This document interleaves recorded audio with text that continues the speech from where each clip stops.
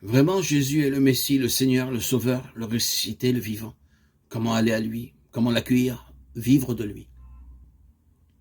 Comment faire de notre être tout entier, esprit, âme et corps, une confession joyeuse de sa Seigneurie et du don de l'Esprit?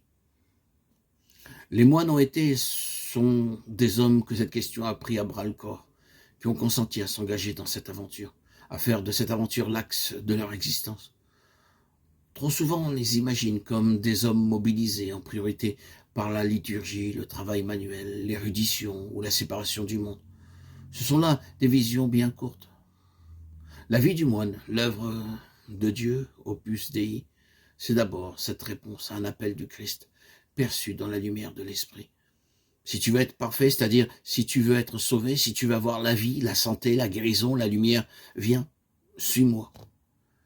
Cassien, pour camper l'aventure d'Antoine, le père des moines, n'utilisera pas d'autre terme. Antoine a suivi le Christ. De même, cet apophthegme, que faut-il faire pour être sauvé? Un ancien répondit, suis Jésus.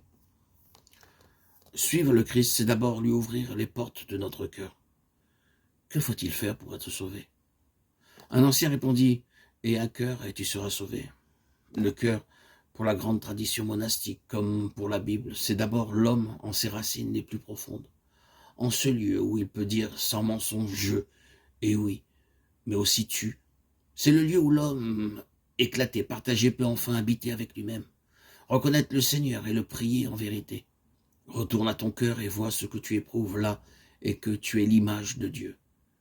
Saint Augustin. Le moine doit d'abord reconnaître qu'il a un cœur double, sinon multiple, un cœur pétrifié. Il doit donc le rassembler dans la paix et la mémoire du Seigneur, l'attendrir et le briser, dans le repentir, jusqu'à ce qu'il devienne un cœur de chair, labouré par la parole de Dieu, irrigué et ensemencé par l'Esprit. Alors de ce fond jaillit la louange. Alors la vie commune que le moine mène avec ses frères devient concorde, unité des cœurs. Alors la fréquentation de la parole n'est plus seulement lecture ou étude, mais recordatio, méditation dans le cœur. Et la liturgie qu'il célèbre se joue aussi sur l'autel de son cœur. Pour parler de ce qu'on appelle ailleurs la prière secrète, les anciens moines ont aimé l'expression prière du cœur. Il s'agit bien en effet de ce chant ou de ce cri ou de ce silence qui s'élève du cœur quand l'esprit le purifie, le réchauffe et l'illumine. Le secret de la prière de Jésus est là. Lorsqu'on la déracine de la terre qui l'a fait naître, on risque de ne plus voir en elle que l'une de ces multiples techniques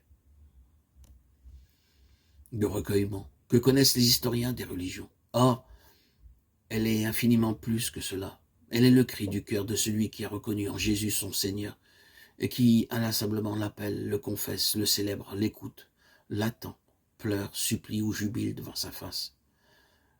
L'œuvre du cœur qu'exprime la prière de Jésus envahit peu à peu toute l'existence de celui qui s'y donne. Elle lui ouvre un chemin qui n'a pas de terme sur cette terre.